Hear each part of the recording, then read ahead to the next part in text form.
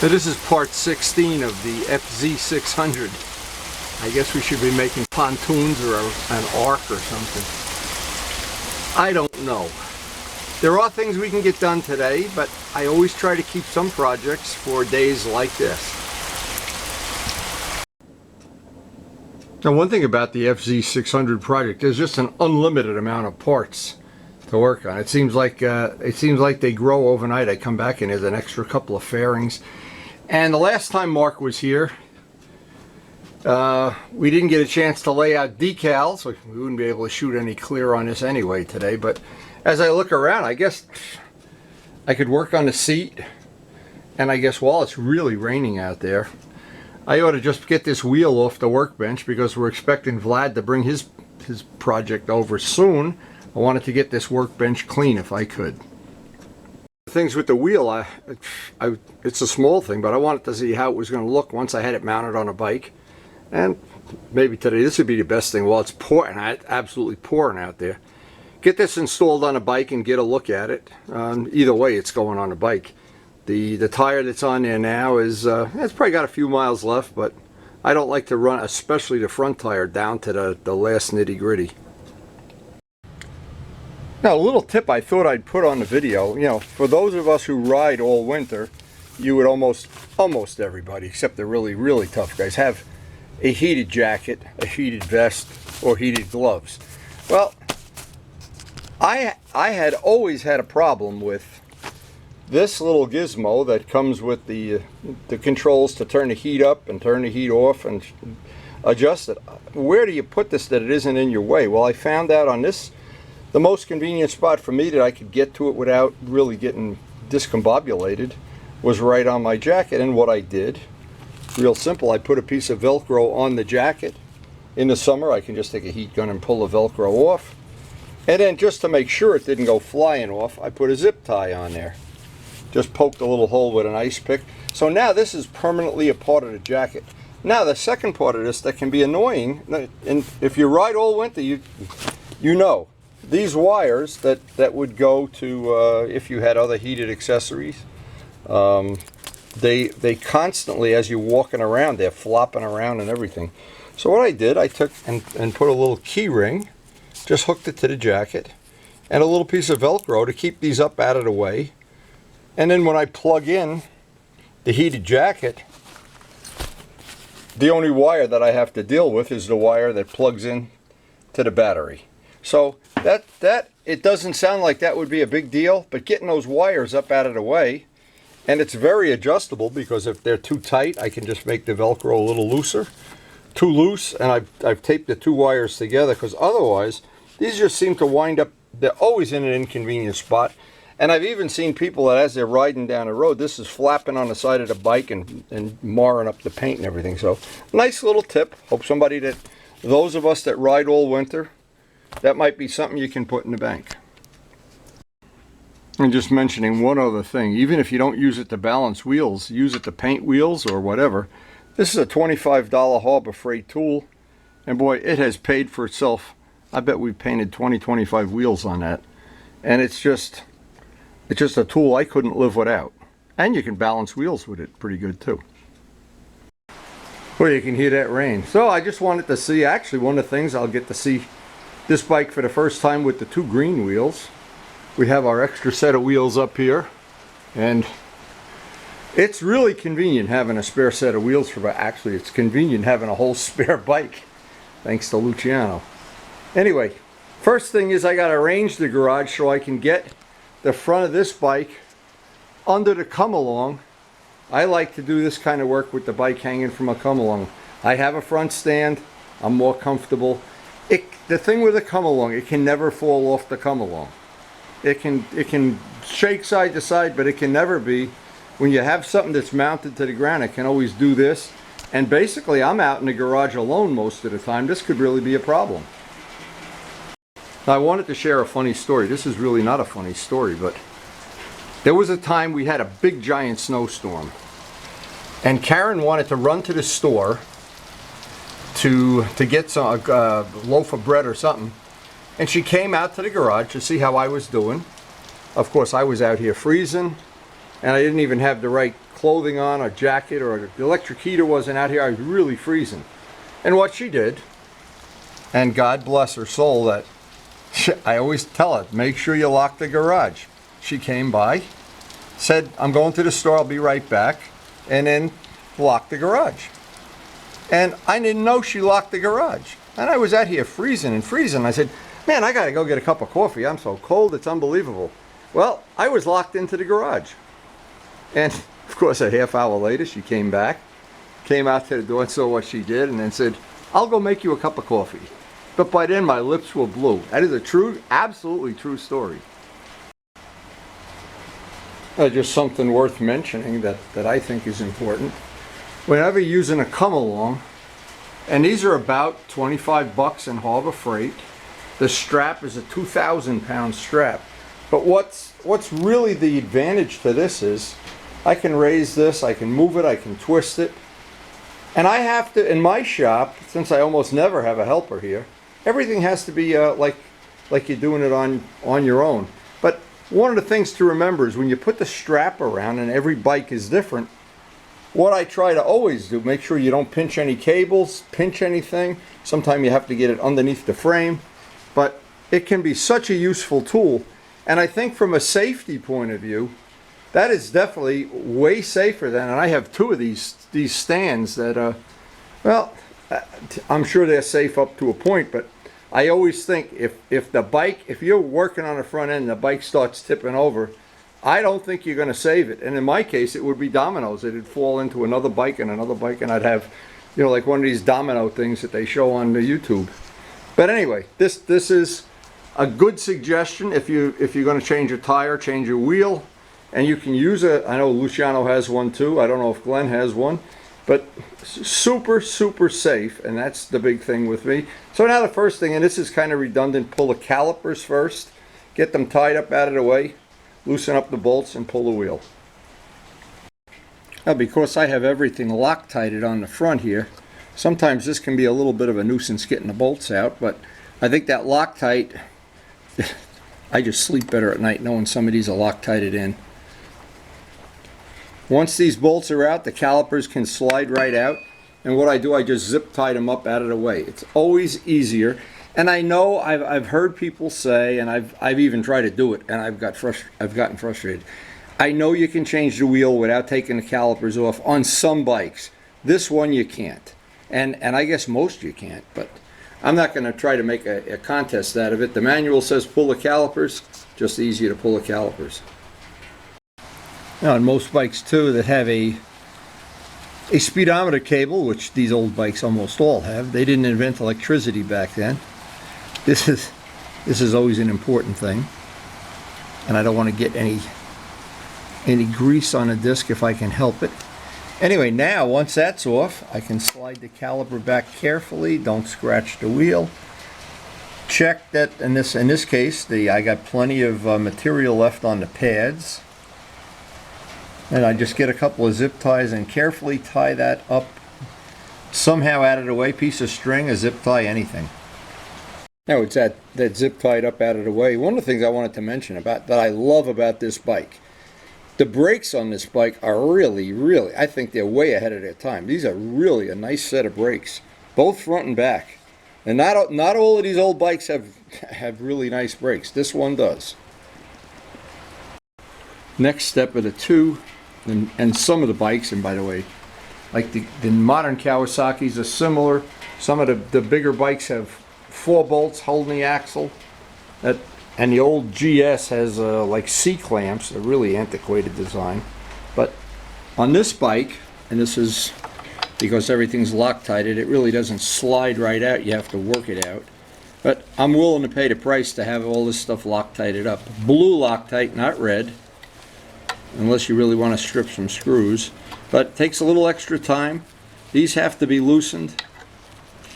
Now there's one on the other side, and then there's a little trick to getting the axle out. So a real small tip that may save your bacon. If you have a T60, which is part of a set of these is about 10 bucks in Harbor Freight. Everything's in Harbor Freight.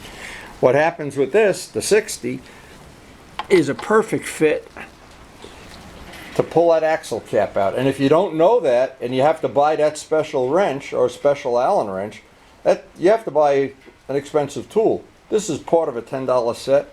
It allows you to get that out and just perfectly. Another tip, if you leave this side secure, don't loosen this bolt until that one comes out. Just makes that you don't have to hold this side with a wrench, because all there is on that side is a cap. And if you don't know these little things, it can make doing a job like this frustrating or time consuming. So, and that's the whole purpose of putting a lot of this stuff on YouTube and sharing the information within the A-team. So here's the point. Rather than buying a special giant Allen wrench, which I don't know how much it would be, you get the whole set of wrenches for $9.95. The 60 fits perfect. And I was just thinking, this probably fits a lot of the Italian bikes. Have these oversized, look like you need all kind of special tools. I wonder if these wrenches wouldn't work fine. They're T-wrenches. They're not Allen wrenches. And again, what's good is the whole set is only 10 bucks. And usually from this point on, it's a no-brainer, assuming you've put a little bit of grease on the axle. You can tap that out, just get it tapped. Now, it goes without saying, once you pull the axle out, the spacer that goes in here, I leave on that side of the bike. The speedometer drive on the other side. Once I pull that axle out, and putting a little grease on it helps get it out the next time you have to get it out. So now you have the wheel out relatively painlessly. And just to mention something that maybe a lot of people don't really realize, why a bike handles so nice when it's got brand new tires. As these tires wear, and every rider, every tire, would be different. But they tend to develop what amounts to be a point. The exact opposite, at least this one does.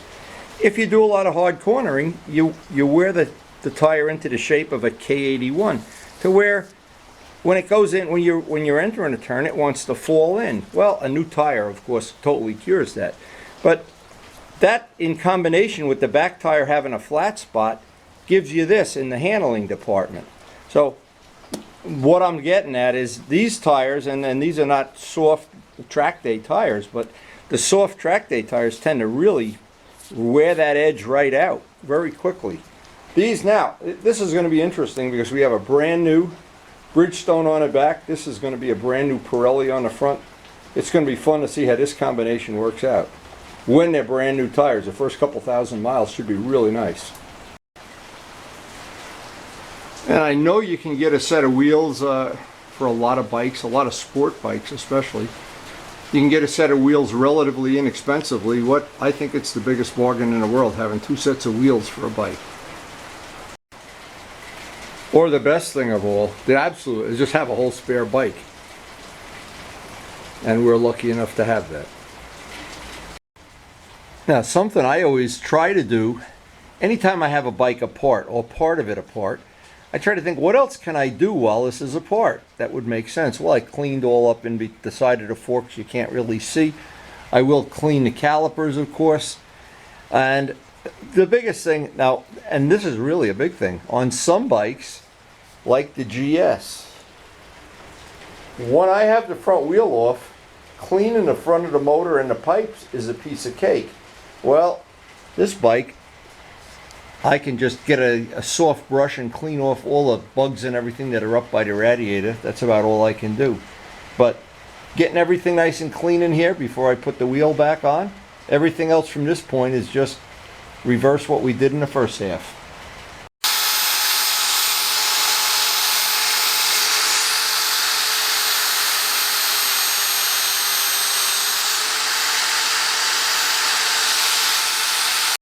Now again, while I have it apart, it's easy to just run any of the bolt heads or the spacers, anything that you see, just run them on a $3 buffing wheel with some compound. It'll just make that look just a little bit nicer, just a little bit neater, a little bit more fun to work on.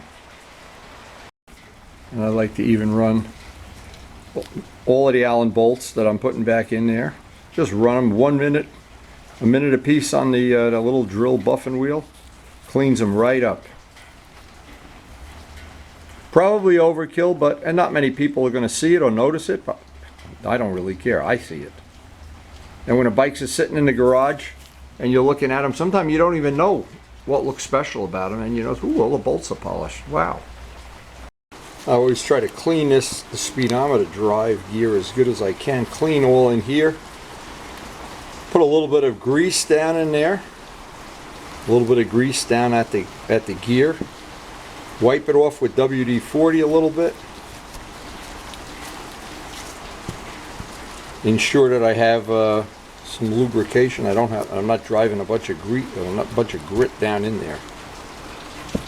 Again, all these parts of this bike, 26 years old. If you maintain them, they'll outlive you, I think. They'll outlive me anyway. What a day this is. Looks like the rain is not going to let up all day. Wow. Unbelievable day. But again, a good day to use up a day like this to do some of this maintenance. I'd hate to use up a riding day. Now in reassembling this, it can be a little tricky the first time you do it, because this little groove here has to line up with a little groove right there. It only lines up one way. It doesn't line up the wrong way. Right there is where it lines up. If you can see that, that little detent lines up in there. Of course, modern bikes don't have this. But the other thing is, I want to get out my wheel bearing grease. Just put a light coat of wheel bearing grease on it. Just makes everything assembling a little bit easier. We're ready to start putting it back together here if Noah's Ark doesn't drive by soon. A small tip that helps, it helps me anyway, is to get a little bit of this grease. And what that does, it just holds the axle spacer in place just a little bit better than if I didn't have it there. No guarantee it's not going to jump out, but it just makes doing it a little bit easier. Now this is the most significant tip on the whole job. On this bike anyway, and actually on the R1 too, it's pretty similar. What happens when you go to put the axle back in, it looks like it's hitting the spacer, but it's not going through. But it's not. It's catching on the edge where this is a machined surface down into the axle. So what you need to do is this has to get wiggled around until you're happy that it's lined up. This side, with the grease, holds the spacer in, and then once you're really happy that you got it, and I wouldn't hit this with a sledgehammer. Now I'm going to pull this bolt and Loctite it. Once that bolt is Loctited, then I'm going to come over here and put this cap on. But that still means that the axle is it can still slide in here. Then I'm going to wait until the very end of the job, lower the bike, move the forks up and down a few times, and then tighten this bolt. And that will keep it from getting any kind of a false pinch at the bottom or the top of the stroke. Now even at this point, you can see you can move the axle around. So it's important before you screw this on, you want to make sure, and this is where it would be nice to have a helper. And actually with the bolt on the other side tight, it holds the axle from spinning, and you can tighten this, and then I'll put a wrench on it, of course. One of my T-wrenches. Now I know I probably overdo the Loctite thing. And by the way, turn around, blue Loctite, not red. But I like to have on the front end, and now this bike, not the whole bike, but parts of the bike have done track days. And I just like knowing that some of these bolts are, especially on the brake parts, are not going to come loose. And one of the final steps here that's always fun, clip the zip tie. And I always want to be really careful about not scratching the rim. Sometimes I have to spread these apart, in which case this is the case today. And I don't have my screwdriver here like I should. It went right on. My lucky day. Get out the Loctite. One drop of Loctite on each bolt. And we come down a home stretch here, and we have made good use of a really crappy day. Now when I put one side on, I always spin the wheel just a little bit, make sure nothing's dragging. You never know. Old bikes, you never know when there's some surprise, a dead mouse or something in the calipers. And the last thing, hooking up the speedometer cable. We're ready to lower it off. We still have the bolt on that side loose. Lower it off, set the forks, and just tighten it up. And we'll be good to go.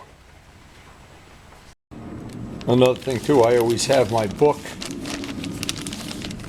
And I try to do this pretty religiously, all the little maintenance on every one of the bikes. All the oil changes, tire changes. Notice I have a bigger book. I was anticipating getting more motorcycles. Yeah. Anyway, I try to keep track of everything that I do, just so I know. And by the way, I keep track of how long these tires last on various bikes. And this one lasted 5,000. This one lasted 4,000. But having this, always having the information right at hand. Okay, the last thing. Finally, after the whole day of work. Now the brake always needs to be pumped up because we've had the calipers split, so let's push some of the fluid back up in there to get this nice and solid. With the brakes locked, I give that about 10 hits. Now, it would be really nice, there's two ways to do this. Number one, I didn't show this way, is have your helper right now tighten that last bolt. Or, in my case, I'll go get a bungee cord, wrap a bungee cord around this, and then go tighten. And Rich Peabody is the one that gave me that tip. I've done it to all the bikes. I'm not sure this, I'm not sure exactly how good it is, but I know Rich knows his stuff. So anyway, that's it for today. And I hope you got some tip out of this. That thing with the electric jacket is pretty good. And because it's a rainy day, we will not be riding, that's for sure. But I have a great idea. I'm going to go tell Karen to get out some of that green pea soup that she made for the winter. We still have about a gallon left. I have to tell you something. Green bikes, green pea soup, I really do love this bike. I can't tell you how much I like this bike. It's an inexpensive bike. And it really, every time I ride it, I wonder why I ever bought more expensive bikes. And I have two of them. So anyway, hope you enjoyed watching, picked up some tips, and as always, thanks for watching. And actually, by getting that wheel off the work table here, we're looking at coming down a home stretch on this job, I hope. Mark is due to be here in the next couple days to install some decals. We got to lay out another fairing part. I think we got about another week on this, and that seat. But we're definitely not painting anything today. So again, hope you enjoyed watching and picked up some good little tips along the way.